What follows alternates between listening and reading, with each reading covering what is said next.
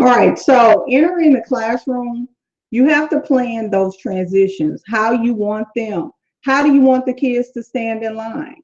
How, um, the small group instruction, and I'm gonna get to that later on because I know that's a hot button topic.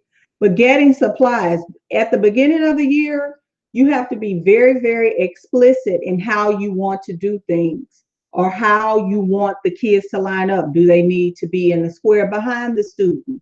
Do the hands need to be by their side? What are they doing? How do you want it to look?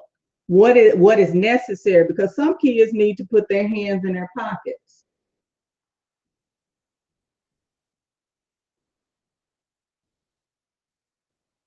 And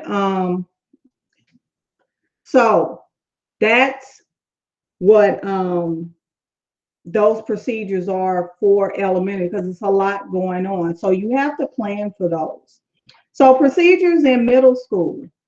Um, Entering middle school has a lot less going on because they don't um, they may have, it depends on how long the class period is. I know when I was in middle school, I taught on block schedule, so I had 90 minutes, and then I taught in another school, I only had 55 minutes. So things in middle school go very quickly. How you want them to enter the classroom, start on their do now, transition, how much time do they have on task? Those are some of the things that you have to focus on. And then you have those can do but won't do students. So some can, and some the kids can do, but they won't do. Middle school is notorious. So what do you do with those kids that are not doing what they're supposed to do? And I'm going to address that as we move on in the webinar. Dismissal, because in middle school, if you teach middle school, they just jump up and make a mad dash for the door. When I taught middle school, I told them the bell does not dismiss you. I dismiss you. And if they got up and ran to the door, I promptly set them back down and made them wait. Because that they must be having an issue with Google. Let me see.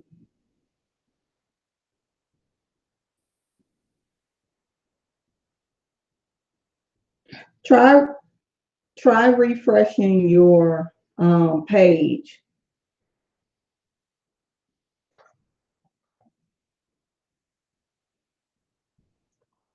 So, and that was one of the procedures I had.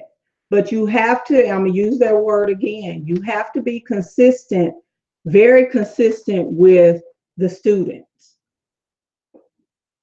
So, step 2, you're going to create a plan for your procedures. So, it's summertime, and some of you all have probably, I know in Michigan, my friend, she's still in school, I think until the 17th. And she's still in school. But if you're out of school, once you've recharged your batteries and you're ready to start thinking about reflecting on some of the issues that you may have had with routines and procedures, you need to start creating a plan for those routines and procedures. I don't recommend waiting until when you get back to school and then they give you that time or 2 weeks before school. You need to start thinking about it now. What were some of your pain points at the beginning of the year that you need to basically work on? So the procedures, how? What do you want your direct instruction to look like? Because we have the lesson plan. And I use the gradual release model, which is the I do, we do, you do. I also use Google Classroom in my classroom. I teach math, but I use that as well. So if you're using technology in your classroom, you definitely need to pre-plan, what do you want that to look like? So when my kids have their Chromebooks out, I tell them lids down. So lids down mean while I'm talking, there are no lids up. and a consequence. If they do it the first time, I take the computer for the day. A second time, it's a week, and they get to share while they don't have a computer, or they get the paper version of the activity. Collaboration, as you can see in this picture, is actually a picture of two of my students doing the zebra cake challenge that I had them doing with um, converting whole numbers to mixed numbers and mixed numbers to whole numbers. How do you want your collaboration to look? What do you want the students to do? Or what kind of questions do? All of that stuff has to be planned out. Your small group instruction. How much time do the kids get to transition from whole group to small group? Transitions, what do they look like? Going to the restroom. Do they go as a pair? Do they go as a group? How often can they go? Dismissal for middle school. What does dismissal look like? Because I know a lot of middle school teachers don't make their students line up. Elementary, are they lining up? Who's who's passing out backpacks? Who's picking up papers? Who's passing out end of the day papers that need to go home? So all of these things that you're talking about it, um, talking to procedures, the how part, they need to be planned out. So elective courses, and this is a question that has come up often. Elective courses are like your music, your art, and your PE. They generally have a lot of material and equipment. So you need to talk about what do your group activities look like? Are they going to work in groups? Who's going to take care of the material? How are they going to get them out? Are the materials going to be out? Care for the equipment and preparing for dismissal. One of the things that I have problems with is a lot of the elective teachers want us to pass out consequences. I teach elementary, although it's upper elementary, how they want us to basically give consequences. Well, a lot of them, I noticed that they don't have as the kids have a lot more freedom, but it's not as structured as it should be in the elective classes. So those are some of the things that music, art, and PE have to focus on. Yes, they do have more things, but it needs to be a lot more structured, and their routines and procedures need to be a lot more clear with those students. So tell me in the chat who feels like aha. Also tell me what are some things that I've talked about that I touched on that you see that may have been an issue for you this school year. All right. So step 3, be consistent. And that word comes up all the time. When I was a master teacher, I always talked about teachers being consistent. If you're going to do something one way, you do it that way continuously. Because a lot of teachers feel like, since they try to be the students' friends, and they let the kids become very, very lax, just lax in everything, all their routines and procedures. But then when the student starts to get out of hand, the students start to say, the teacher starts to say, well, you have to do this and you have to do that and you have to raise your hand. And then it becomes a conflict between the teacher and the student. So this is my statement to a lot of teachers. Be firm, be fair, and be consistent. So be firm, fair, and consistent with your routines. Be firm, fair, and consistent with your procedures. And be firm, fair, and consistent with your consequences. So that's what makes routines and procedures and consequences work when they're delivered every time. Not when you're happy, but I know sometimes we're human. Because I'll tell my students when I haven't been on my A game, I tell them before they leave for the day, I say, if you come back tomorrow with that foolishness, you're going to run into a different teacher. So be firm, fair, and be consistent. So, step 3, and I know a lot of you all probably have been waiting on this. What if?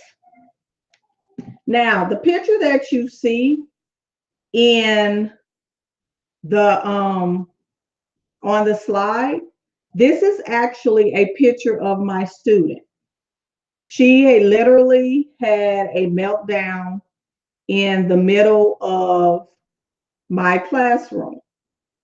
And if you look at all the children around her, what are the other children doing? They are still working because habitual offenders, and this was one of my students, she would melt down, it would seem like every day. The kids said something to them. She would have a fit. Then she was always in everybody else's business. But the first bullet says, I built strong relationships with those other students. So she had the coat over her head.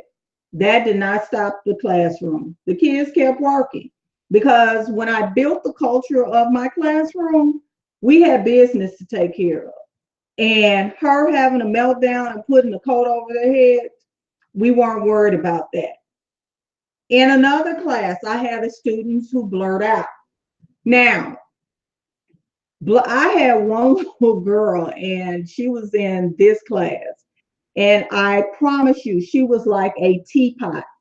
I could see her simmering, simmering, simmering, and I could see it about to come out. And I told her, I said, put a bubble in your mouth and hold it. And that would work sometimes for her, but then other times she just couldn't help it.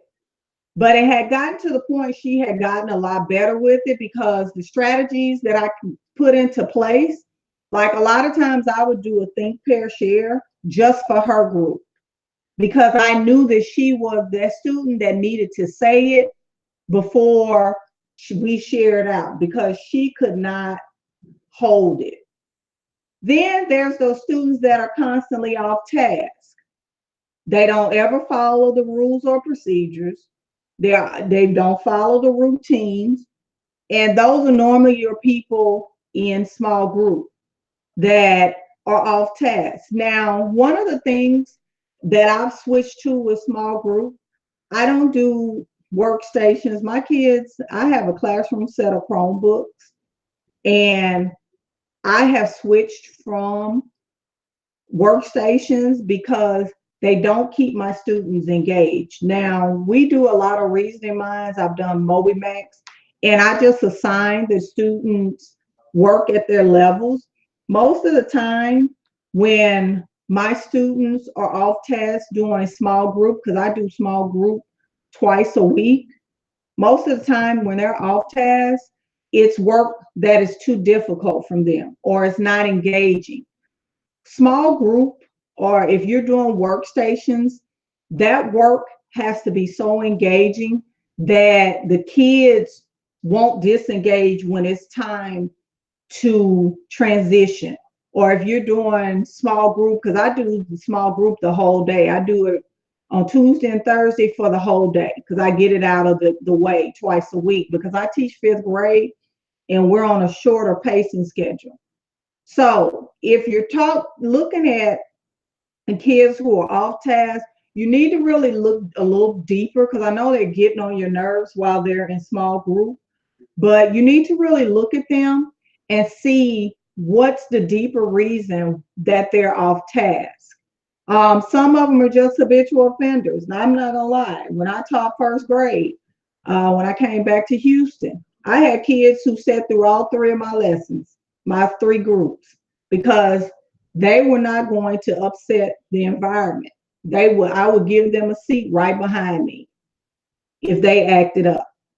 Because some of those children cannot be without you. So step 5, and I always laugh when, I got step 3 on there. Number 5, don't be consistently inconsistent. Consistently inconsistent means, you're constantly being inconsistent. Like when your students say, oh, she ain't gonna check the homework, she never checks it. And then you pop up and then you check it. So don't be consistently inconsistent.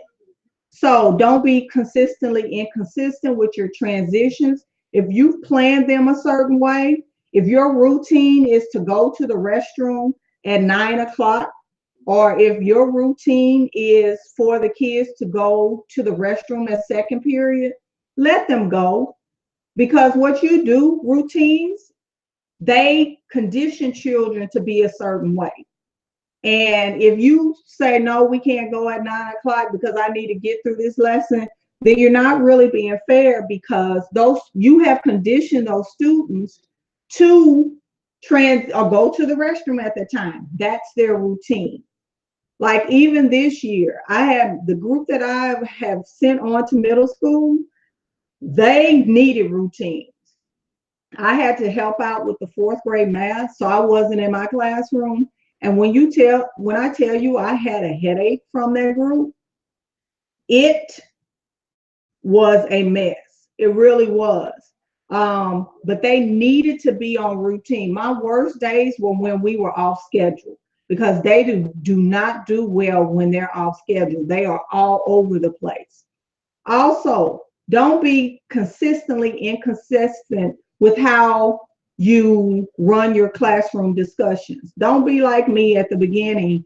Oh, they can talk out, they can blurt out, but then the next day they can't do it, or within an hour you have to raise your hand. You're sending mixed signals, and you have to monitor what kind of discourse that you're creating in the classroom, because the kids don't understand. Well, you let me do it this way, then you let me do it a different way, so don't be consistently inconsistent with your classroom discussions. Also, with your small group, be consistent with that. If the child is off task, be consistent with the consequence. If the child has to come sit by you, but don't let the child run your classroom. Be consistent, because if your routine, you have no procedure on how your small group is running, those kids are going to pick your classroom up and run off with it. So be consistent with your transition, how you're going to transition, how you're going to implement your classroom discussions and your small group dismissal, picking up papers, all those things that happen in the classroom. So you're here today because you want to teach without interruptions. That's what we all want to do. You want a simple solution to improve your classroom management problem so you don't lose your sanity. I get it. So now is your time. It's your time to get this thing under control. It's time to improve your classroom management with guidance of a step-by-step system. Remember, nothing I've shared with you today is theory or ideas. These are all the things I've done to improve my classroom management.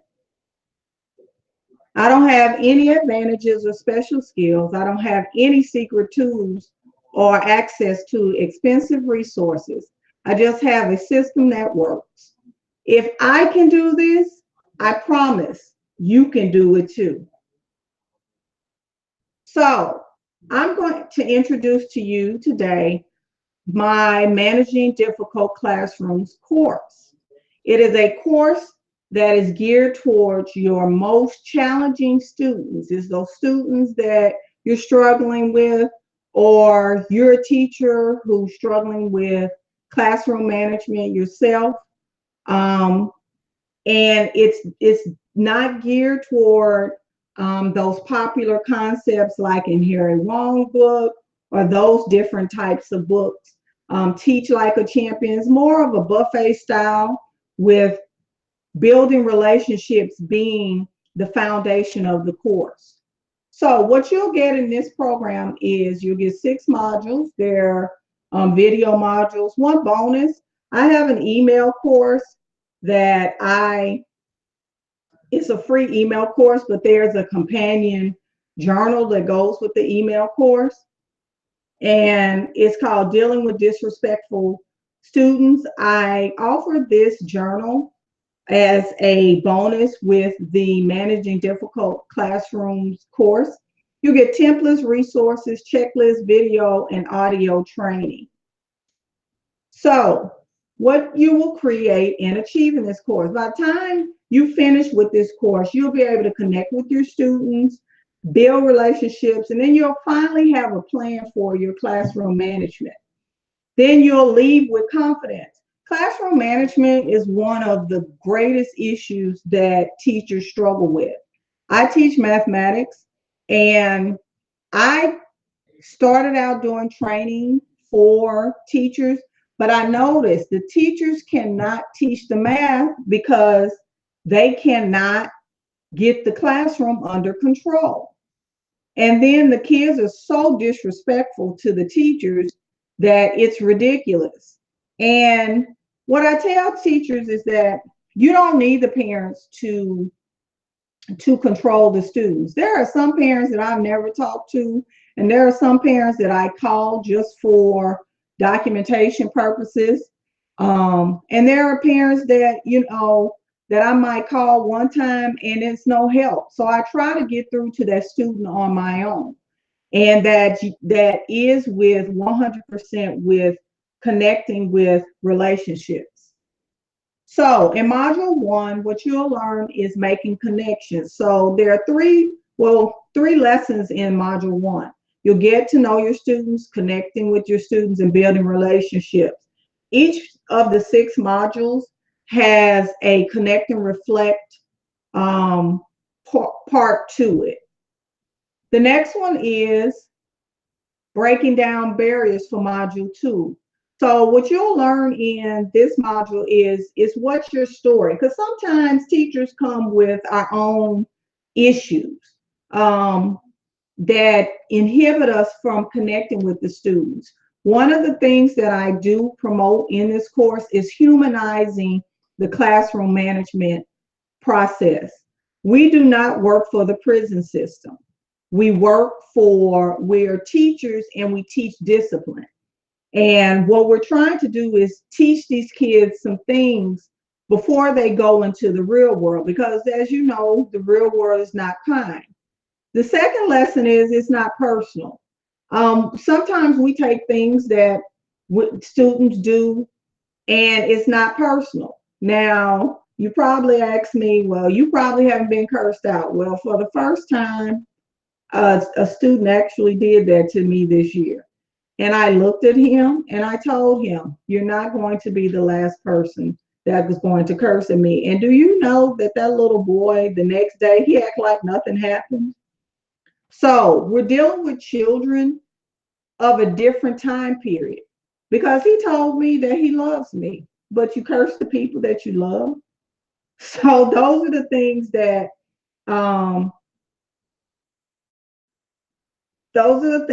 we're really dealing with. Oh, thank you. You have some awesome insight into children. Very impressed with your techniques. Thank you. Also, to know your students is to know their history. You cannot know your students if you do not know their history. So, and in module 2 is to connect and reflect. So module 3 is a huge module, and I'm not going to lie. The rest of them may be 3 and 4 lessons, but not module 3 is managing student behavior. So what you'll learn is tier 2 versus tier 1 students. Tier 3 students, who are they? A lot of teachers are dealing with tier 2, tier 3 students. Tier 3 students are not the teacher's responsibility. It's the school's responsibility. because your classroom management plan does not work for tier 3 students. Nothing will. Most of those tier 3 students are students that basically are supposed to be in some type of behavior support classroom. All right, the next lesson is observations, what to look for, identifying triggers, tracking behavior, RTI plans, progress monitoring, and the last part is connect and reflect. This is a huge module because this is one of the issues that I think not what I think, I know that teachers struggle with. Teachers feel like they don't have an outlet, especially when it comes to behaviors, especially teachers in rural areas. The next one is routines and procedures. And I talked about some of the things that I will be discussing in routine that I will be discussing today with routines and procedures. So routines versus procedures, you learned that tonight. The routines is what you do and procedures is how it's done. You have to monitor your discourse. What kind of discourse are you putting into your classroom? Cultural responsiveness. If you've looked at the research, our 50% of the students that we teach are of diverse background. They're not. I'm a Black woman, and I'm at a Black school, but my school is still mostly diverse. So it's not just Black children that we're going to deal with. Creating routines and procedures. Actually, in this module, you'll create and plan out routines and procedures, and then there's a connect and reflect. Module 5 is social emotional learning. Now, this is a smaller module. Social emotional learning is an important part of what we need to learn as far as educators. They didn't focus on it. Mostly social emotional learning is about making good decisions, how to control yourself, being self-aware of how you feel. It kind of goes with restorative justice. And I think restorative justice has a social emotional learning component to it. Behavior and SEL, what does it have to do with it? Some SEL strategies and implementing SEL in your classroom. Actually, next year, I'm going to start with the circles in the morning, just getting a feel of how my students are doing in the morning. And they're self-aware, because some of our students don't even know that they're angry. They generally don't even know that they have this emotion bubbling within them. Module 6, student engagement. So what's engagement got to do with it? This year, my students taught me so much about engagement. It was ridiculous. It really was. And I'm going to share that with you in this module. The cycle of classroom management, mind shifts that have to take place. This was a huge mind shift for me, with not focusing so much on discipline, but trying to focus on that engagement piece to keep them where I don't have so many discipline problems. And that second period class that I was talking about during the webinar, that's that class. And planning for engagement. So at the end, the last lesson, you'll plan and actually what are some things that you can do in your classroom that's doable, not something from somebody else's class that will actually impact the students that you have. Because the more time that they have on task and the more engaged they are, the more your achievement will improve. So join us now. If you want to enroll in this course, you can click the button below the chat box and the actual webinar. You can join us now. Are you ready to transform your classroom management? So you're probably asking, what's the investment? Well, if you went to a conference, this would cost you $500. This course, it would, because the conference, depending on how many days, we'll say for one day, it's going to be about $300, and then you're going to have to transportation, and then you're going to have hotel costs. So it's going to cost you about $500. That we'll say that's on the low cost end. And then if you take a college classroom management course, it's going to cost you $1,000 to take this course. So the total value of training templates, community, and resources, I do have a secret Facebook group that we will be collaborating in with this course.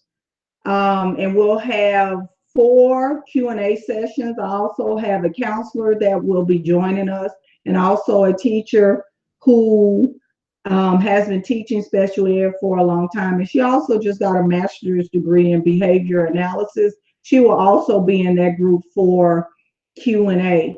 Also, so you can join us now, but you can enroll today for just $90, and then 2 payments of $90 to follow. I wanted this course to be accessible to teachers, or you can pay the $197 in full and save $70. So I have that payment plan. If you really like this course, you can go ahead and sign up now, or you can just pay it in full, the $197 today. Now, what I'm going to tell you, today my cart closes at 12 a.m. If you do not get in on this course right now, it will be about 6 months before this course opens up again. It will not open up before then. So join us now. You can go ahead and use the button below the chat to enroll. If you're interested, one is for the payment plan. One is for the $197 in full. So the final step, when you enroll in the course, you'll see this payment information. You can either pay by credit card or PayPal, either one. It's a secure checkout, and I'm using a third-party company to actually process the payments. So you'll immediately be able to log into our members area. Once you enroll, you'll receive an email from me giving you information about the course. The course actually begins, the first module will be released on Monday, July 11th. The next, you'll be added to our community full of your friendly new peers. I've been adding several new people to the Facebook group, so we can, on Monday, you all can start introducing yourself and getting acquainted.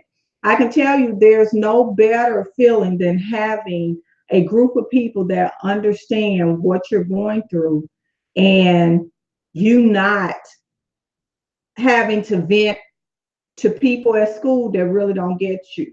Now, for me, I'm a part of several Facebook groups. I'm part of a Google Classroom Facebook group, and that's the best thing since sliced bread, because when I'm having issues with Google Classroom, I have 5,000 teachers that understand my need, or I have 5,000 teachers that I can ask if I run into a snag.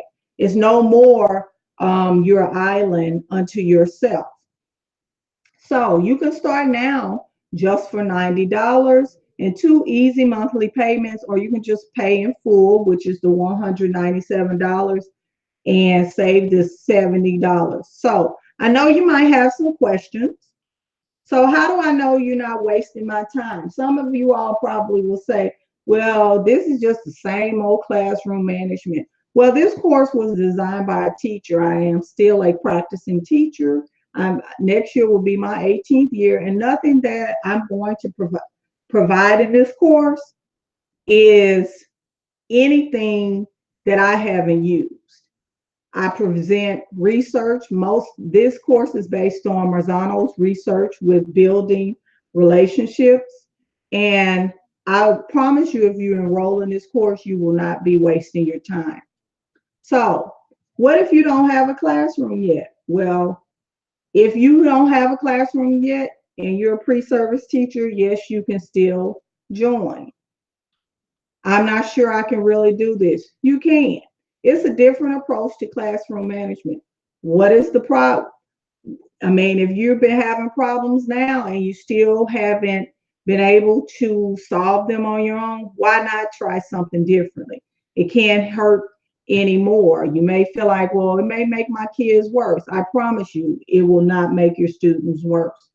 So you can join us now. You can enroll in today for just $90 and those two payments of $90 to follow, or you can pay in full and save $70. So, like I said, this offer will not last long. I don't plan on opening the course back up for another 6 months. And then one thing that I can tell you, the price may increase from this launch to the next one. So if you want to get it for this price today, go ahead and sign up. And if you have any questions, I will try to, and you can reach out to me at theignitedteacher.com. The Ignited Teacher at fieldgreatminds.com, and I will answer any questions that you have. Or you can just, on the email that you got, or if you're on Facebook, you can just type in the comment section and ask me any questions that you have.